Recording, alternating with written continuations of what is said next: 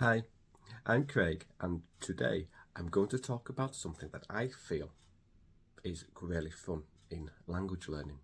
You learn to speak a language in a specific way and learn how to pronounce words in a specific way to enunciate and to pronounce things correctly. For example, what are you going to do?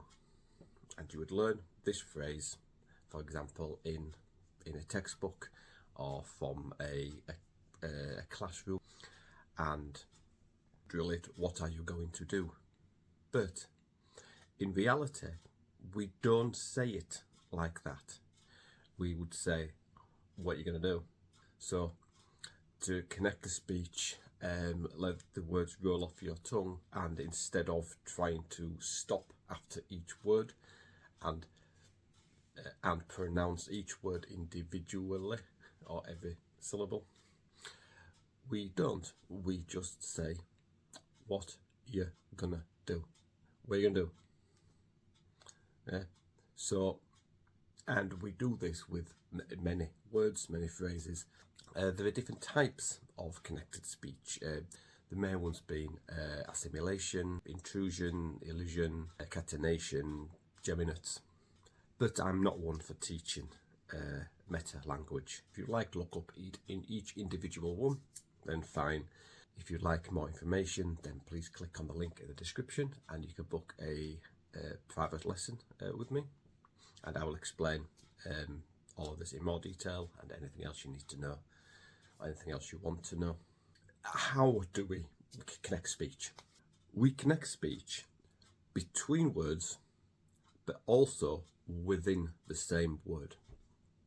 So within the same word, the word like this, okay, how do you think it's pronounced? It's spelled cupboard. Or if you were to say it fast, you may cupboard. But it's difficult to pronounce a P followed directly by a B.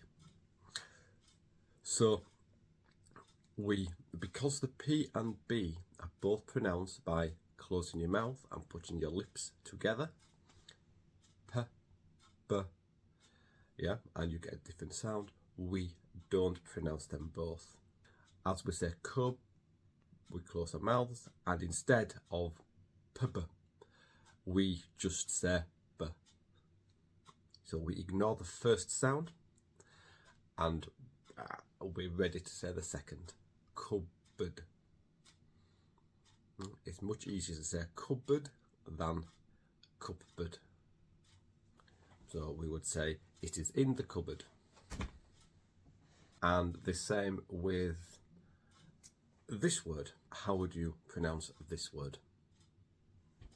It is spelt like handbag. Handbag. We've got a D and a B together. Yeah, so it's D, B. Handbag, handbag.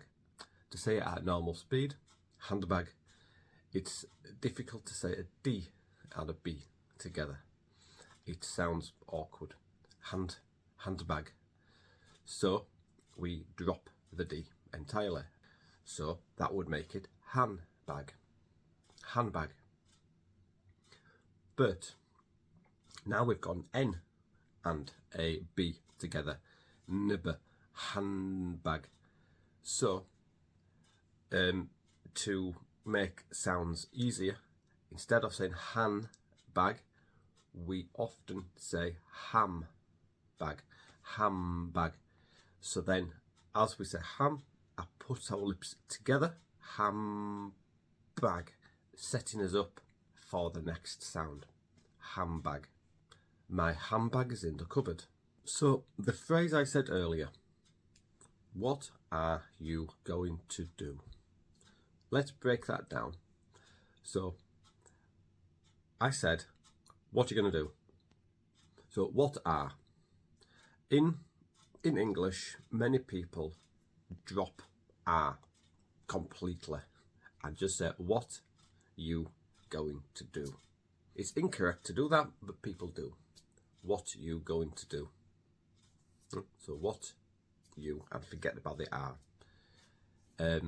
So you will hear that from time to time. What you gonna do, what you gonna do, what you gonna say, what you doing, what you up to. So don't forget the R. If we actually use the R, what are, yeah, what are, because the word what ends with a consonant, in this case a T, and R starts with a vowel, the T becomes the first sound of the next word. So what are, instead of what are, yeah, instead of completing the sound of what and then starting the sound of are, we say what are you going to do? And we are is a long sound, ah, what are, but it's often shortened in a sentence. What are you gonna do? What are you gonna do? What are almost sounds like water. What are you? And the word you often is said like yeah, yeah or yeah. What are you going to do? So what are you going to do? Going is often said like gonna, going to. Yeah, the going to is gonna. So what are you gonna do? So what are you going to do is what are you gonna do? Yeah, or what are you gonna do? So going being gonna, going to is gonna, want to, wanna, got to, gotta. So if you see my video about contractions, you will understand words like do not, cannot, yeah, become don't, and can't. Will not is won't. But the contractions are sometimes said differently. For example, I don't know. Now, in English, the T is often omitted. The T is often not pronounced. So it ends up becoming I don't know. I don't know. But then that ends up being I don't know. Don't know. So I don't know. So words like I don't know are often pronounced I don't know. Now the T is silent, but I don't, you've got a sharp stop, like so. I don't, and you, it's sort of just excess air being released. I don't. So I don't know. I don't know. But that gets changed again to dunno.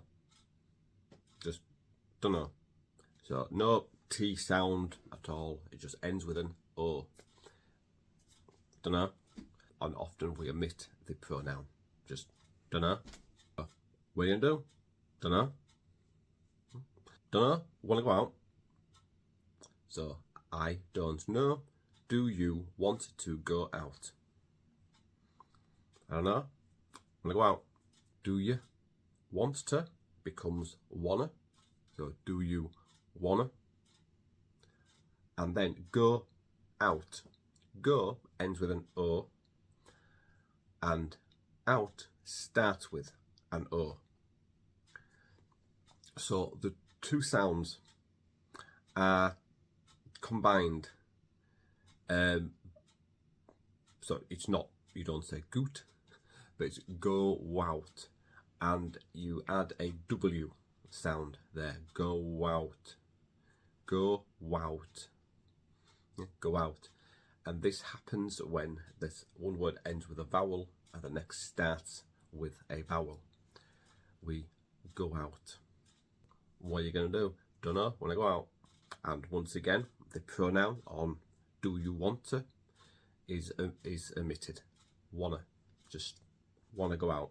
So anytime a word ends with a consonant and the next word starts with a consonant, if it's the same sound, it's not pronounced twice. For example, if I was to say, he doesn't know, he doesn't know, the T is often omitted in the contraction and just doesn't. So he doesn't know. Now we've got the same sound, doesn't know. So it wouldn't be pronounced doesn't know, because we have to stop and then start. So we don't, we just continue and say doesn't know. Sometimes when a word ends with a consonant like a T and the next word starts with a consonant, it is the consonant on the second word is sometimes omitted. So for example, the word hair. So hair. I have short hair. Okay, I have short hair. But to say this with connected speech, how we would normally talk, I have short hair. I have short hair. And the T connects to the A sound. And the H is completely omitted, completely silent in this case. I have short hair. When a word ends with a consonant and the next starts with a vowel, these are sounds. So a consonant, a sound, and a vowel, sound. Okay, so for example, the word same ends with a vowel, but it ends with a consonant sound. So same, or a game, it ends with a vowel, but it ends with a consonant sound of m. It's a game. So it's not a vowel sound, it's a consonant sound. So words, big elephant, big elephant. Okay, so the consonant becomes the sound of the next word, the first sound of the next word. Big elephant. Big elephant becomes big elephant. When a word ends with a vowel sound and the next starts with a vowel sound, we often put an extra sound in between, and that is a w or y. Do it becomes do wit. Do wit. Yeah. Do wit. Yeah.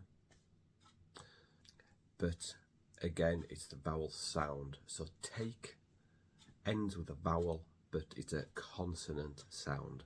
So it's just take it. So go in becomes go win. To go inside. Yeah. Go inside. Go in the house. It's with the W sound, the W sound between go in, going, and then the Y sound. So she is, she is, she is, she is, he is, or I am. I am is I am. And I obviously cannot go through every single possible example of this because we would be here for hours. So if you would like more information, remember, click the link in the description, book a private lesson with me. And if you like this video, remember to like, subscribe, and please leave a comment in the comment section. And I'll see you in the next one. Bye for now.